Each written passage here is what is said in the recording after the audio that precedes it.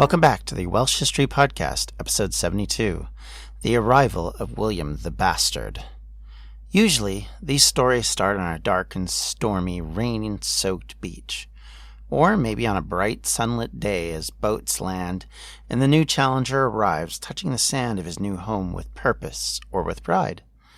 Destiny had called, and one man has answered, William the Bastard, Duke of Normandy. Well, that's how the Hollywood version would go, along with some forbidden love affair and an evil nemesis to play off of, and finally a grand battle scene where the new leader wins the day, killing his nemesis in the process by slicing his head off for all to see with all the gore that comes along with it, and in a great, grand, emotional crescendo of an ending that makes you happy and walk out of the theater delighted, having seen this excellent production.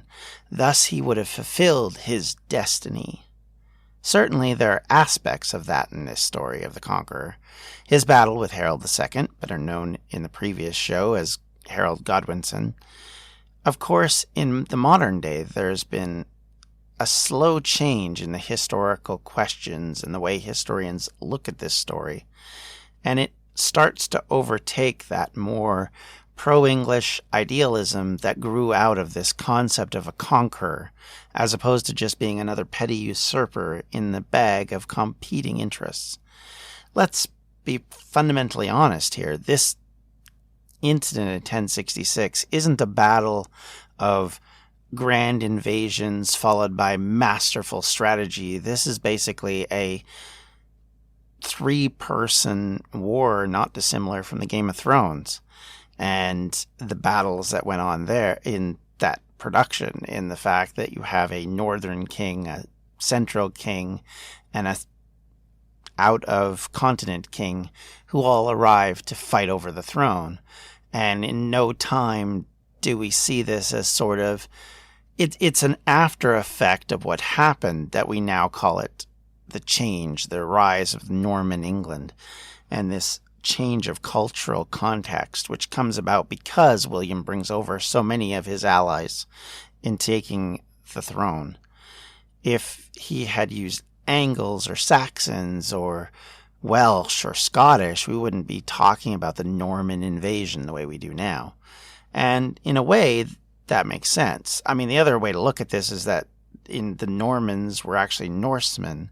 So it's really a battle of two Vikings and an Anglo-Saxon for the throne of England. And, of course, the Anglo-Saxon lost.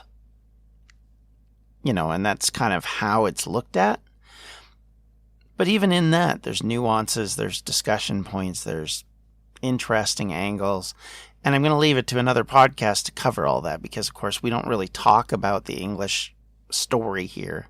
And that's not really the focus of this podcast, but you have to understand how monumental this is now to understanding Welsh history going forward. The way we look at history in Wales from this point on changes dramatically. We've had a number of years where the borders of Wales have solidified. Probably, I'd say it's arguable, but you could argue that for about 300 years, the border hasn't tremendously changed between the border of the Welsh and the border of the Anglo-Saxons. And specifically since the arrival of Alfred on the scene, there hasn't been great deals of change. Even Griffith only takes a small portion to his east into the Kingdom of Wales when he rules it. There isn't a massive surge in Welsh land grabs. It's tiny by comparison to what will happen with the Normans. And so in reality, that's one of the things that we're dealing with, is that the boundaries of what was then understood to be the Welsh people starts to change. And the idea of the Welsh people as being separate starts to change. And it starts here and now. At the minute that William walks on that beach, walks up the beach with his troops, arrives at Hastings and defeats Harold, we see a complete change and shift in how Wales and England deal with one another. And it's not going to be a good one if you're a supporter of Welsh independence. And again, we've already crossed the one chance that Wales had to be a separate nation and a united nation. So we're already starting to get beyond that. The Welsh are not, for example, featured heavily in this discussion of 1066. Their impact is considered to be at best a sideshow and at worst negligible. To the overall story of the mighty William who defeated Harold at Hastings, as Harold took the so-called arrow to the eye, which even that argument is continues to be discussed, where understanding what happened and how it happened has been so convoluted and so argued about that nobody really knows fundamentally what happened. We have a thought and a theory, but until we can find Harold's bones and look at his skull and say, oh, that's where the arrow hit, so obviously that's what killed him, we don't know. And of course, there's talk about him being trampled, of his body being physically mangled, so you could never really understand what's happened to him.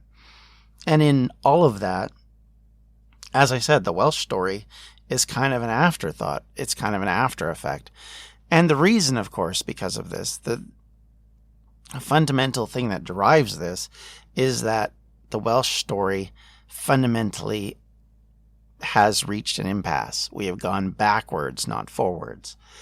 The fall of Griffith to Harold actually sets off everything that happens here and now. It is almost the beginning point of where things go badly, both for the Welsh and for Harold himself, to be honest, because it's not long after this that his own brother turns against him and starts seeking outside help to try and take down Harold.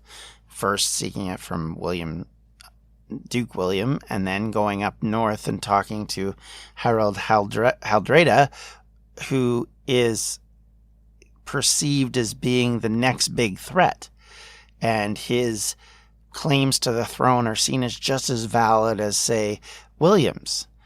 And so you have these three forces that are now going to combine into a fight, and Harold, for whatever reason, decides that the northern threat is much worse than what's coming from William. He had waited a long time for William to land, and William takes forever. I mean, the decision to start this invasion comes early. I mean, Harold II is made king in January of 1066. William is already constructing his fleet by the spring, and he doesn't leave France until October. And if you've ever been to Britain, October is not the greatest time to start heading into a crossing of the English Channel, and certainly not the greatest time to land and start fighting, because the weather can be iffy and things can be miserable and all of that. Whereas and of course it gets dark earlier, so there's that combination of things. And in this era, you don't usually have battles in darkness, because typically campaigning season is through the growing season. And you don't want to fight when it's dark. You want to fight when it's light, so you can see your enemy. You know who everybody is. I mean, you run into some guy with a sword in the dark, you might kill him because you don't see who it is until too late. So that was not something they tried to do. So most of these battles are happening in the daytime. They're generally happening in the summer. And so it's strange that this decision, and I'm sure which has been analyzed to death, is made at that point. Of course, convenient to that is 3 weeks before this, you have Harold fighting Harold, just to be confusing, the king fighting the King of Norway, and at Stamford Bridge up in York area. And so maybe William sees this as now finally it's his time to attack, when things are at their weakest, when Harold's distracted dealing with the northerners. And maybe he figured if he came in, it would be all safe and clear and he could take a lot of the south before Harold could come back. Of course, Harold does come back, and he marches on a fast march down and faces his destiny, as it were, to go back to our original discussion point. So as all this is going on, meanwhile, Wales is split into factionalism again. It's got separate kingdoms again. Griffith's death has put a damper on their control and their ability to influence things.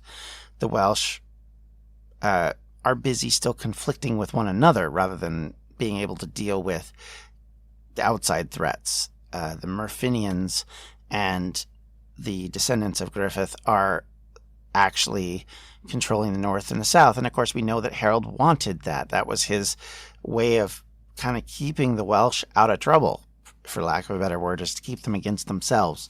And this tendency will continue to go forward right up to Edward I. And I think that is a strategy and a tactic that's used to great success by these kings from England, in that the Welsh tendency to be focused in on each other and fighting amongst themselves to their advantage. And this is no different in this situation. There's no sense at any point that there is a real feeling of that these forces will be able to get along and unify against the English. And that's part of the problem.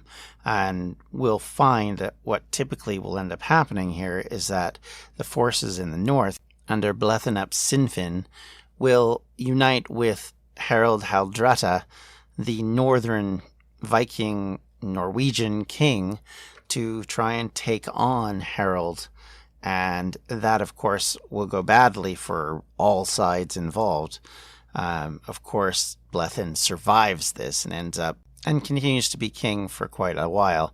He is the half-brother of Griffith, who, through his mother, Angharad, so he's not really a direct descendant to the throne. He was kind of the guy who got it after the fact.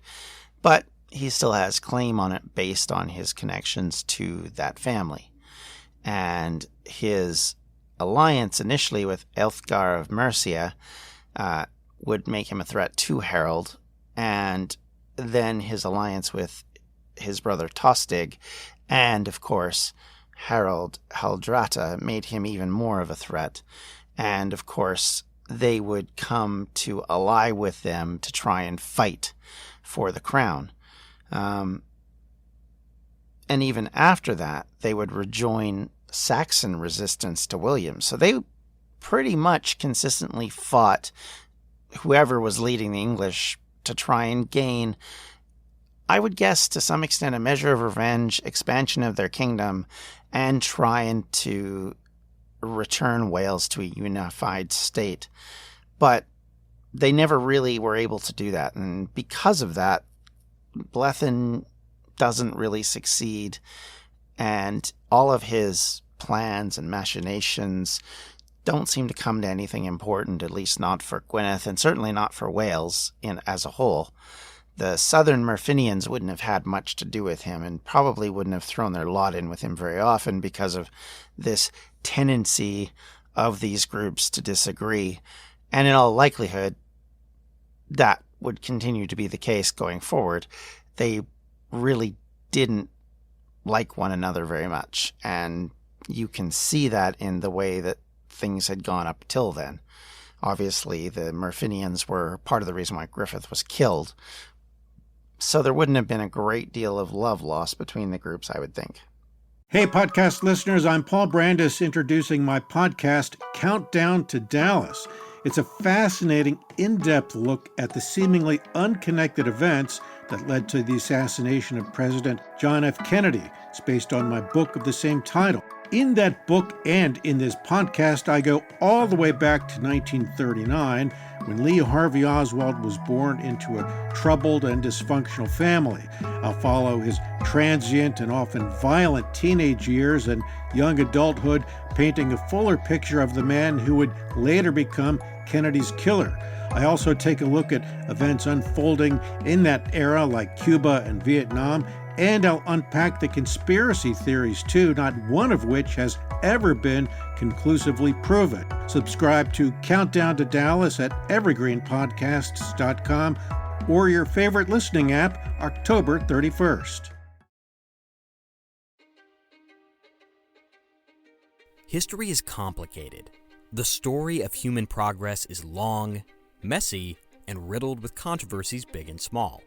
On Conflicted, we dive headfirst into history's most infamous events and contentious figures. We try and untangle the good from the bad, the fact from the fiction, and the monsters from the misunderstood. Was Genghis Khan a murderous butcher or a civic pioneer? Did the Allied powers go too far in firebombing the German city of Dresden at the twilight of World War II? And how did the Marquis de Sade acquire such a sinister reputation? And was any of it true?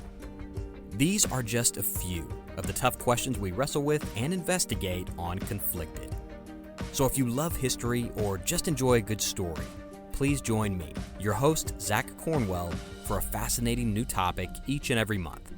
Conflicted, a history podcast, is available on Spotify, Apple, or wherever else you get your podcasts. I hope to see you soon.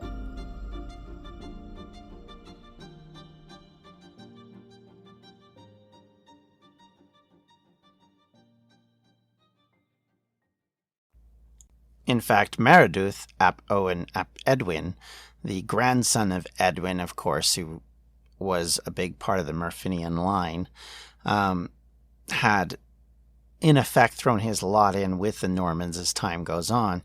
He becomes someone who doesn't really oppose the encroachment of the Normans. He doesn't spend a lot of time worrying about that, and in reality becomes rewarded for that, much like Doethbarth had done in the past, where even under Hewel, they continued to play this role of being people who made accommodations with the English, no matter who the English, in quotes, at this point are. And it served them well up until it didn't. Whereas in Gwynedd, they consistently opposed the King of England and consistently were the resistance to the King of England. Even when they showed honor and fealty to him, there was still this sense that they were just 1 minute away from stabbing him. And there was still this sense of resistance. And this separation between these two groups on this front certainly would have created a lot of animosity between the two. And the fact that maybe Mereduth saw where the things were going and just decided it wasn't worth the effort to try and fight the English and consequently the Normans. Maybe it was a perception that making agreements is easier than trying to go into battle against them. And of course, through his reign, that worked okay. Later on, it works a lot less. But for that moment in time, he avoids a lot of the problems that will come the way of his descendants down the road. And realistically, that is one of the choices that these Welsh kings had. They could either seek to make agreements, or they could be the people who fight and resist and try and overcome the English, try and stop them from pushing forward, from pursuing their advantages, from creating, a narrower and narrower border as the Normans eventually do. And so that's kind of the 2 degrees of the way the Welsh dealt with 1066. And because of that, this is why I say they don't have or aren't perceived to have a great influence on the proceedings. Because, well, first off, because Harold Hardrada was unsuccessful, that effectively he won a couple of battles before he himself was defeated, and the Welsh were able to escape before it cost them everything. But realistically, Blethen and his allies didn't really come to any achievement, didn't really conquer or hold any territory out of the deal, and it probably didn't serve them very well. I think what we'll see as we go forward is that neither method works terribly well against the Normans. The Normans have a totally different sense of how to deal with the Welsh. They will bring forward very aggressive tendencies, which the Welsh will have to deal with, at least in this early going. We'll see William put some of his most ambitious nobles up against the Welsh border, and they will be the ones who effectively start to seize territory from the Welsh. And we'll talk way more in depth of this as we go forward, but for now, I want to end this with basically the discussion that if you were a king of Wales at this point, what do you do? If you're a king of Gwynedd or a king of Powys or a king in Doethbarth, is it better to negotiate? Is it better to be aggressive, negotiate with the ones you want to win because they'll recognize you? Or is it better to make deals with the biggest and baddest and meanest bully on the block and trying to avoid conflicting with them, trying to keep your kingdom safe? I mean, this is the same problem that Britain as a whole had dealing with the Romans, wherein some groups tried to treat with them, some groups tried to resist them, and they all basically fell to them to the point where there with the exception of the very north, where the Picts were settled, there wasn't anything that any of these tribes were able to do successfully to defeat the Romans from taking over what amounted to Britain. And much in that same way, we'll have the same thing happen with the Normans. They will come in and they will slowly absorb Wales. They will then turn their sights to Scotland and, much like the Romans, fail to take Scotland. But the reality of it is that, again, you have this major invasion force pushing itself on the existing populations, taking control very quickly, changing the culture, changing ways that the English and eventually the Welsh do things. We'll see that in castle building and coinage, in the way the Welsh deal with all sorts of different things, including the military, will change because of this Norman force that comes in. Do they change in great and dramatic ways? Possibly not. But castle building as a whole didn't really happen until the Normans came over and started building motte and baileys everywhere. And, of course, the entire dimension of what we consider to be Wales is defined by the Norman invasions and the eventual Plantagenet invasion that happens in the 12th and 13th centuries and the eventual conquering of Wales.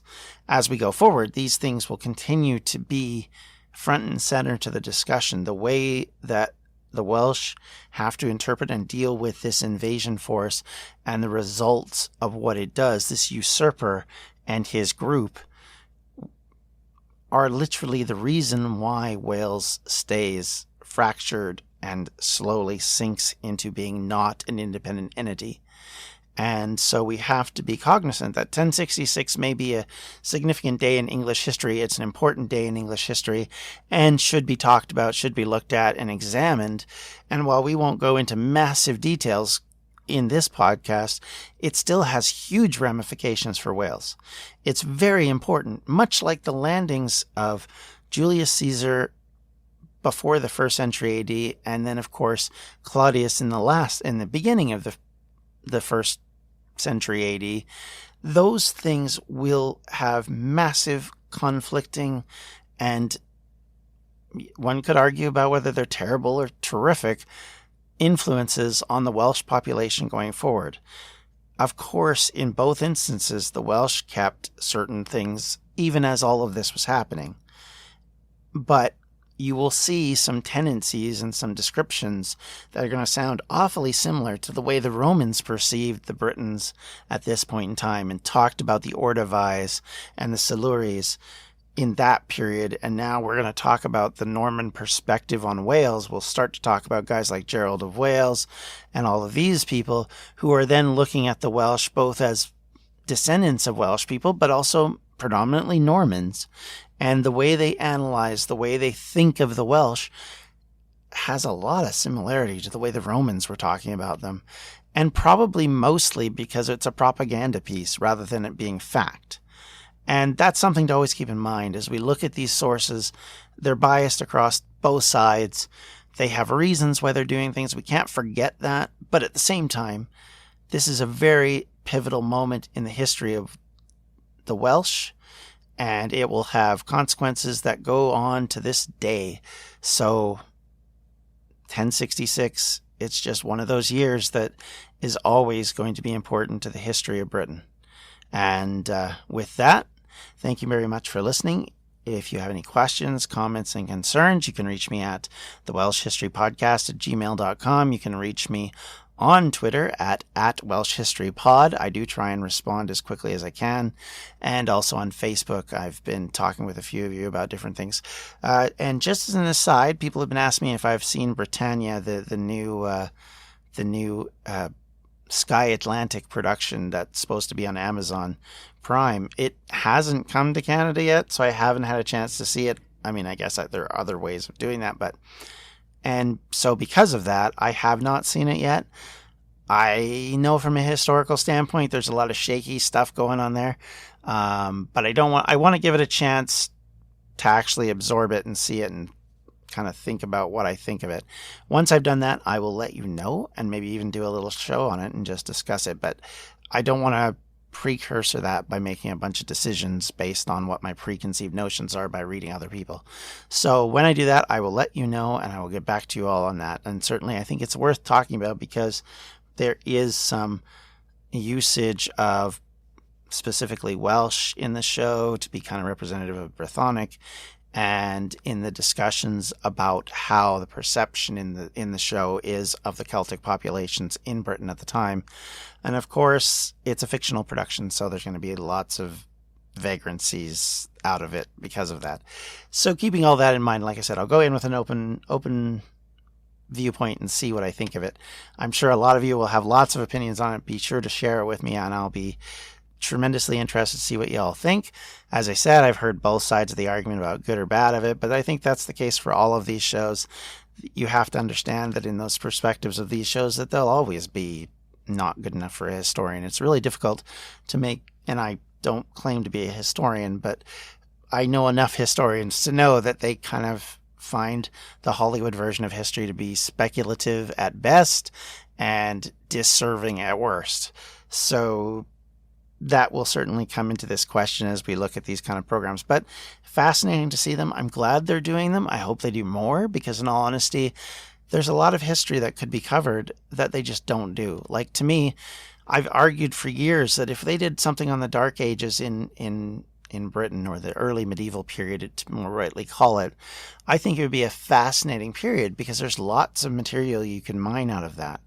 And certainly there's tons of interesting and fascinating and mythological people, and it doesn't have to all be about Arthur, and we don't have to have strange shows where Arthur is totally not Arthur in any sense or fashion the way he's been described at any point until like the Victorian era, basically. So you can do things like that. You can reach out. And I think it's a fascinating discussion to have. And I wish they would do more of it, because I think if they did, it would actually serve to teach people about the history of their country. And for those who aren't from the country to learn more about it. I mean, it's an important way of sharing stories that are fundamental to the way we perceive life today. No different than, the overabundance of things that'll come out about 1066 at times, and how, the various scholars and story makers will perceive that. Well, there's tons of that in the early medieval period, which certainly could be covered and would certainly be fascinating and have a lot of overtones and similarities to things like Game of Thrones. So before I rant on too much more, I just want to thank you all for listening. And be sure to check out everything we do at distractionsmedia.com. And until next time, everyone, we'll see you later. Bye. Edge of the Abyss Creations is a proud sponsor of the Welsh History Podcast, your one-stop shop for unique jewelry, paintings, and other crafty creations. You can find us at facebook.com/edgeoftheabyss1. This has been a Distractions Media production. For more info, you can check out everything we do at distractionsmedia.com.